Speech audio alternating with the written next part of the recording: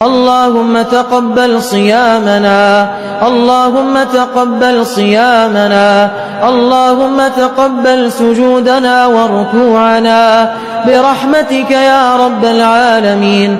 الحمد لله والصلاة والسلام على رسول الله أما بعد. أعوذ بالله السميع العليم من الشيطان الرجيم. بسم الله الرحمن الرحيم. فلا أقسم بمواقع النجوم وإنه لقسم لو تعلمون عظيم.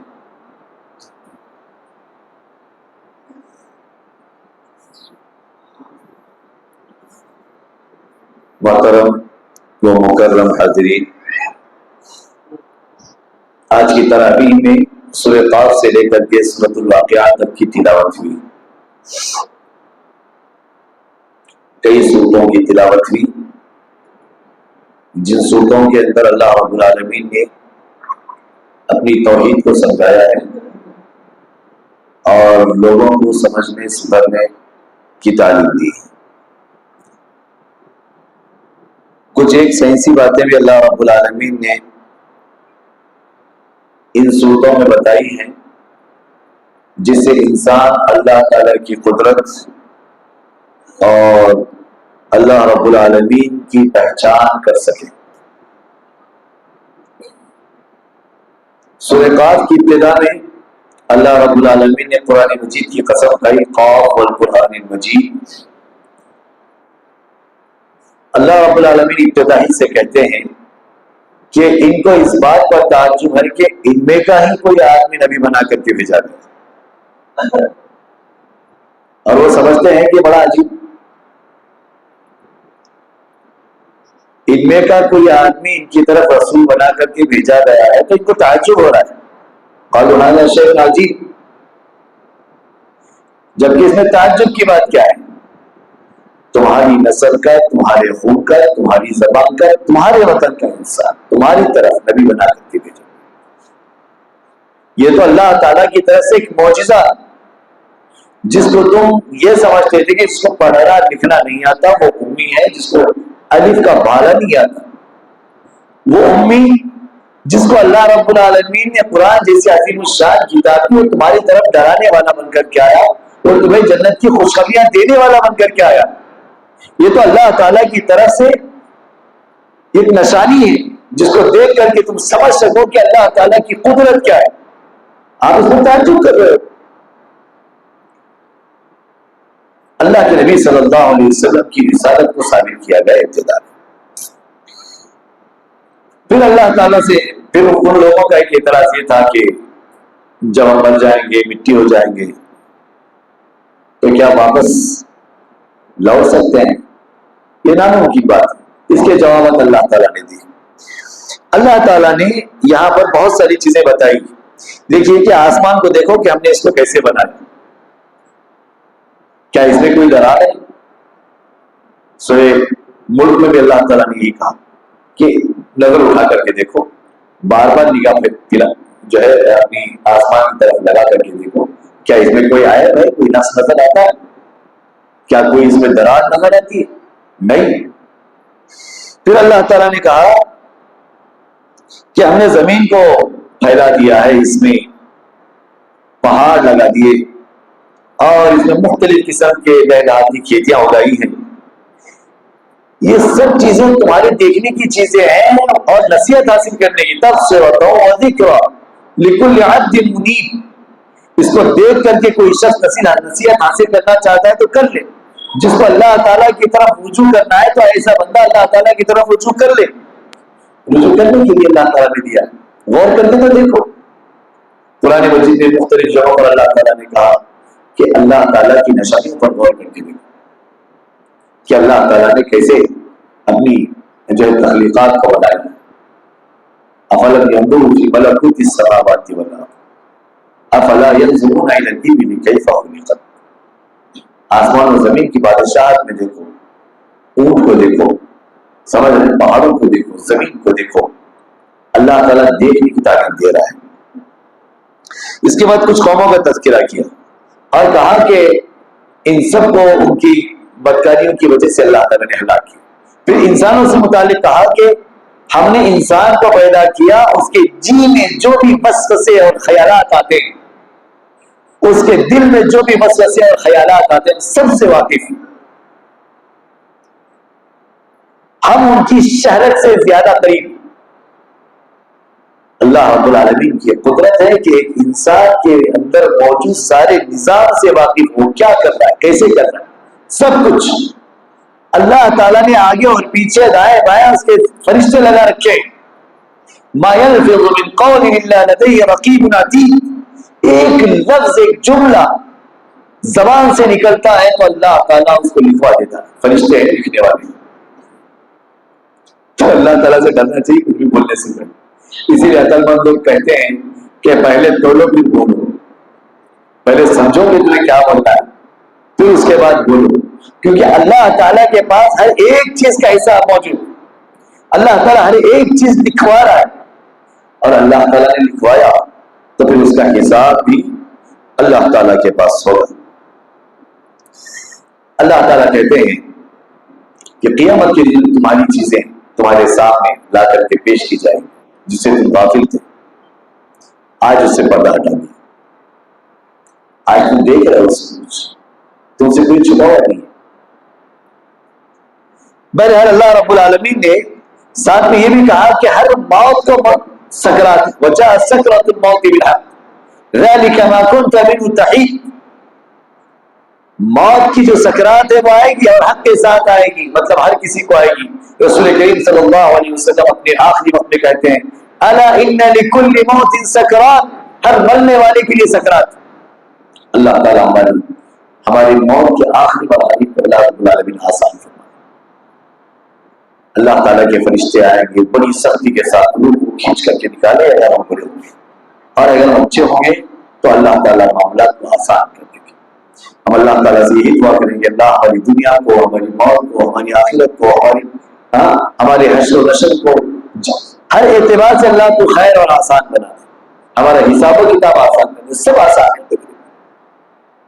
ہم کو اس دنیا میں بھی رکھ تو تیرے ایمان پر رکھ، تیرے اسلام پر رکھ، کلمہ پڑھ کر کے مرنے کی توفیق عطا فرما۔ دیکھو مرتے ہوئے کلمے کی توفیق ہو اور ہلکی پھلکی سکرات ہی اللہ تعالیٰ کی طرف سے نہ۔ یہ اور بات ہے کہ مرتے وقت میں اگر کسی ایک انسان کو تکلیف ہوتی ہے تو گویا وہ اس کی برائیوں کے لیے کفارہ، انسان نیک تھا، چھوٹی موٹی برائیاں ہوئی تھی، مرتے ہوئے اس کو تکلیف واقع ہوئی، سکرات لمبی اللہ ہوئی، تو اس کے سابقہ سارے گناہوں کو اللہ تعالیٰ معاف کر رہا ہے تاکہ اس کے لیے آخرت کے مراحل آسان۔ بہرحال اللہ تعالیٰ کہتے ہیں کہ جو غیر سے رحمان سے ڈرتا ہے اور دل کو نرم کر کے اللہ تعالیٰ کی طرف رجوع کر دیتا ہے تو اس کے لیے اللہ تعالیٰ کی طرف سے آفر ہوگا کہ سلامتی کے ساتھ جنت میں داخل ہوگا اور یہاں ہمیشہ ہمیشہ میں رہنا۔ اس کے بعد سورہ ذاریات، سورہ ذاریات میں اللہ تعالیٰ نے مختلف چیزوں کی قسم کھائی، کھاتے کھاتے اللہ تعالیٰ نے کسی چیز کی قسم کھائی کہ قسم ہے گرہوں والے بنے ہوئے آسمان۔ گرہ والا آسمان کیا ہے؟ جیسے آپ یہ ٹوپی دیکھ رہے ہیں، یہ کپڑا ہے، کپڑا ہے، ایک دھاگا، دھاگے کا ایک تانا اور بانا، اس کو لا کر کے ہم دھوتے ہیں تو ایک گرہ جاتی ہے، پھر اس کے پاس ایک ڈور ایسی مڑتی ہے، دوسری ڈور ایسی جاتی ہے۔ اس کو کہتے ہیں حبوک، ذات الحبوک، گرہ والے آسمان کی قسم اللہ نے کہی۔ آپ کو پتا ہے گرہ والے آسمان کیا ہے؟ ہم جس سسٹم میں رہتے ہیں یہ زمین سولر سسٹم کا ایک حصہ، ایسے کئی سولر سسٹم مل کر کے ایک گیلیکسی بنتے ہیں اور کئی گیلیکسیز مل کر کے ایک ملکی وے بنتا ہے۔ ایک ملکی وے میں کہا جاتا ہے کہ 200 سے 400 ٹریلین ستارے ہوں گے۔ کتنے؟ 200 سے 400 ٹریلین ستارے ہوں گے۔ یہ وہ اندازہ ہے جو سائنسدانوں نے لگایا ہوا، ایک اندازہ ہے ان کی چیزیں جتنی ان کی دیکھنے میں، جن کی جو ان کی مشاہدات میں آئی ہوئی، ایسا کئی ملکی ویز ہیں۔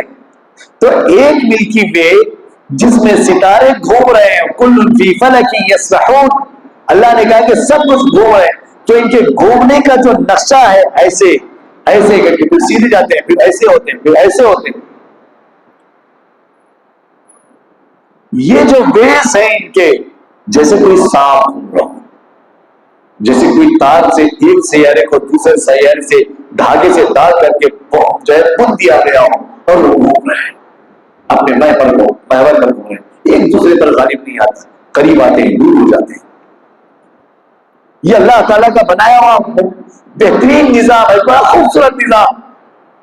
آپ دن کے موقع پر دیکھتے ہیں تو آپ کو سوائے سورج کے کچھ نظر نہیں آتا، جب رات ہوتی ہے تو آپ کو ستاروں کا جھرمٹ نظر آتا ہے، لاکھوں کروڑوں ستارے جس کو آپ گن نہیں سکتے، ٹریلین بھی، کئی ٹریلین ستارے.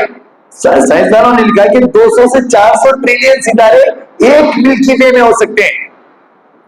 تو یہ ایک ملکی وے جب مل کر کے ستاروں کا جو جھرمٹ بنتا ہے، وہ جھرمٹ ایک حبوب کی شکل اختیار کرتا ہے. اب اندازہ لگا آسمان کتنا وسیع ہو، ایک گرا ہے اور سماء ذات الحبوب. تو اللہ تعالیٰ نے ان سب چیزوں کی قسمیں کھائی اور کھا کر کے کہا کہ آپ تو بڑے اختلاف میں ہیں،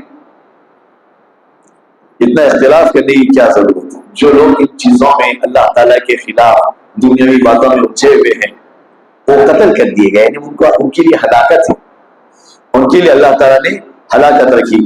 جنتیوں کے اس کے بعد اللہ رب العالمین نے کچھ صفات بیان کی.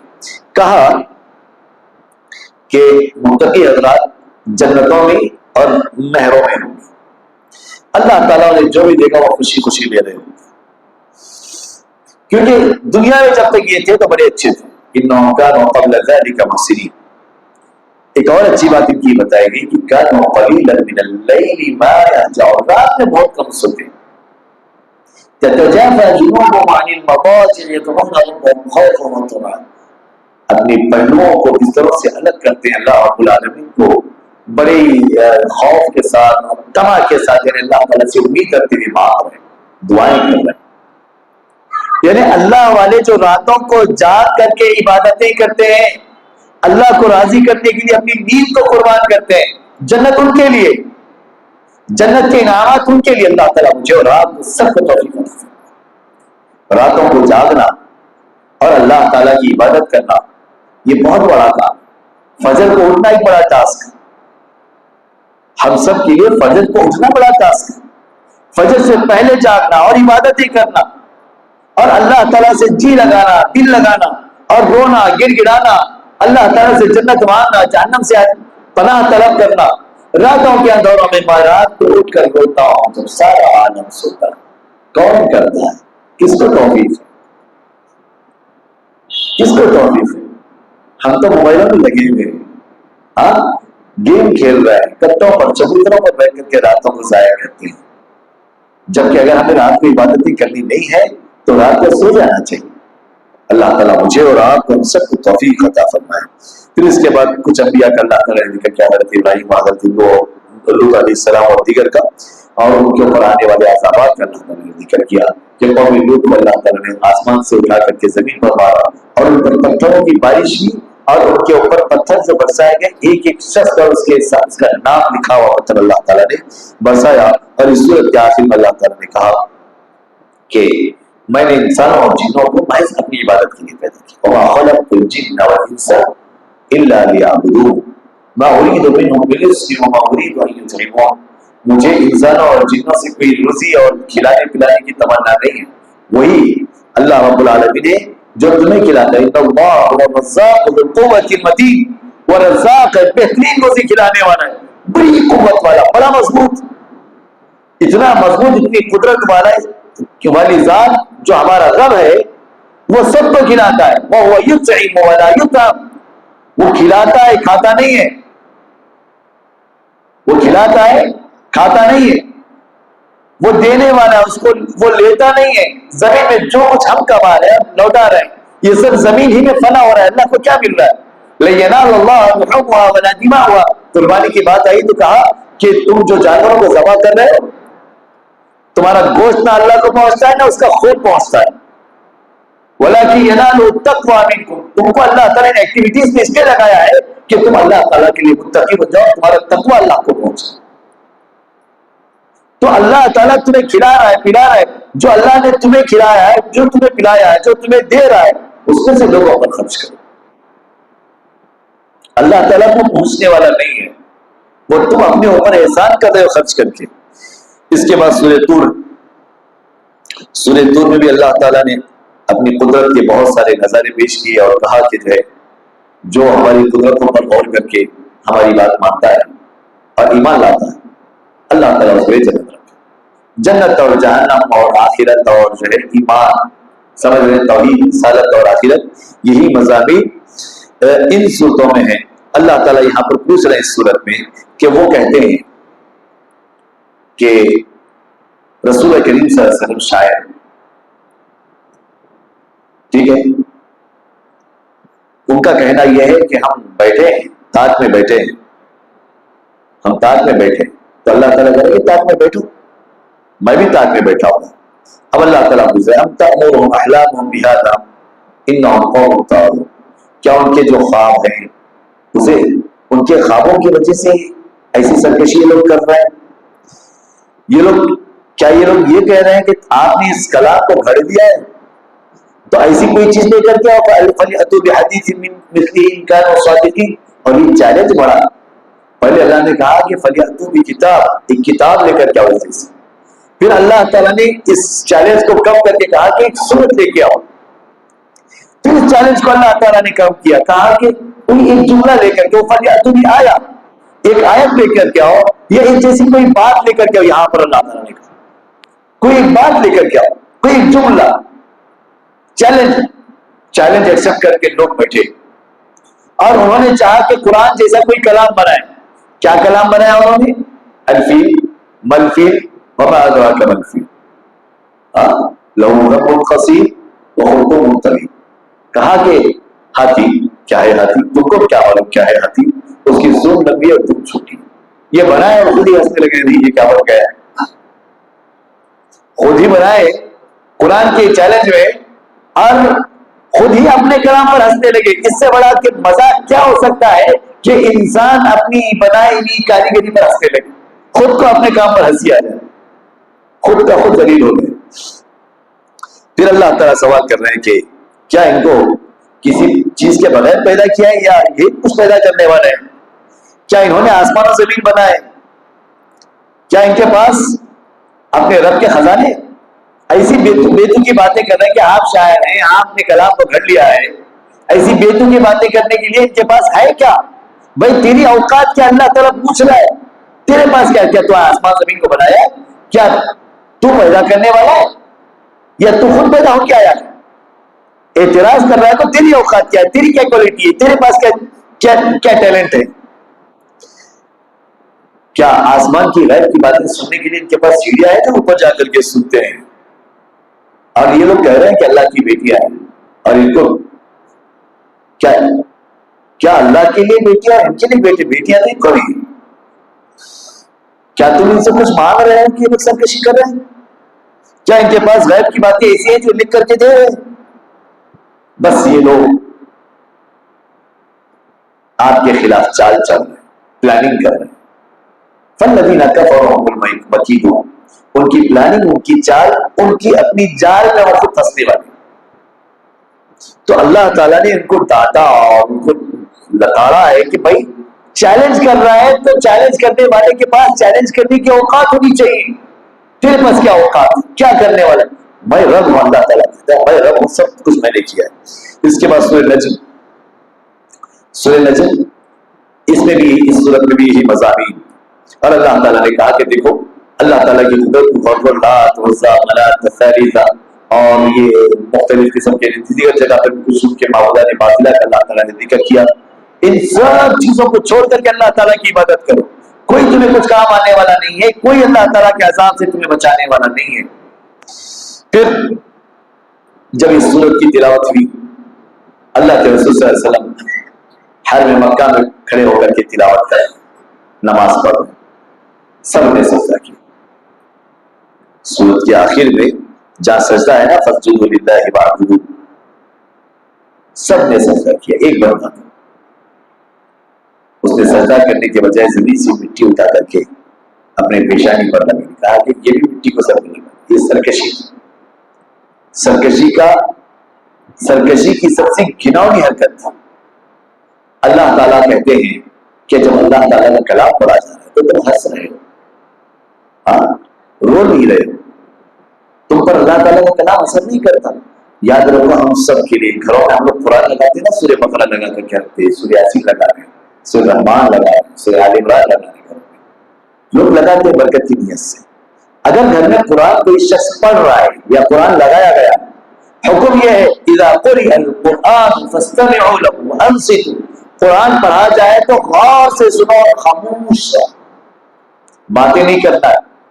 قرآن لگا ہے، ہنسی مذاق مست، ادھر قرآن چل رہا ہے، ادھر ان کے ہنسی مذاق چل رہے ہیں، ادھر آپ جان پھلیاں چننے سے بیٹھے باتیں کر رہے ہیں، ان کے ان کے گلے شکوے شکایت سب وہ بھی چل رہے، قرآن بھی چل رہا، پھر کیا گھر میں برکت آ رہا ہے؟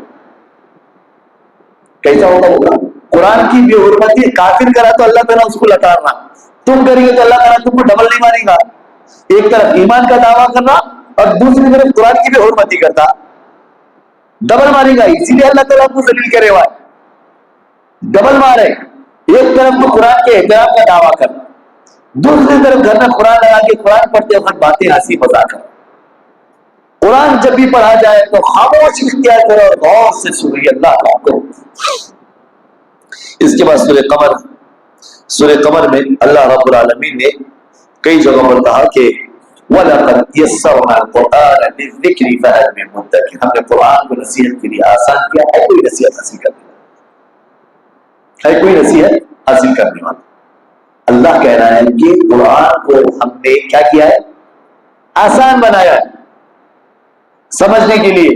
ہمارے پاس مولوی صاحبان کیا ہوتے ہیں معلوم ہے؟ قرآن سمجھنا اتنا آسان نہیں ہے جی، بچوں کا کھیل ہے۔ 18 علوم کی ضرورت ہے، 17 علوم کی ضرورت ہے، 20 علوم کی ضرورت ہے، پتہ نہیں کتنے علماء بنا ان لوگوں۔ اچھا اتنے علوم کی ضرورت ہے تو تمہارے عالمہ قرآن کا ترجمہ کیوں کرے؟ ایسا تو نہیں ہے کہ کوئی ایک خاص مکتب فکر کے لوگوں نے ترجمہ کیا ہے، ہر مکتب فکر کے لوگوں نے ترجمہ کیا ہے قرآن کا، دنیا کی ہر زبان میں قرآن کا ترجمہ کیا گیا ہے۔ اگر قرآن سمجھنا آسان نہیں ہوتا تو ترجمہ کیوں کیا جاتا؟ اللہ کہہ رہا ہے کہ قرآن آسان ہے، تم کہہ رہے ہو قرآن مشکل ہے۔ دراصل تم قرآن کو کاروبار بنانا چاہتے ہو، تم یہ چاہتے ہو کہ قرآن تمہاری جاگیر بن کر کے رہ جائے، لوگ تمہارے محتاج ہو جائے، قرآن خود سمجھ کر کے نہ پڑھے۔ یاد رکھو میرے دوستوں، زندگی میں ایک بات طے کرو کہ پورے قرآن کو انشاءاللہ العزیز ایک مرتبہ زندگی میں سمجھ کر کے ترجمے کے ساتھ پڑھیں گے۔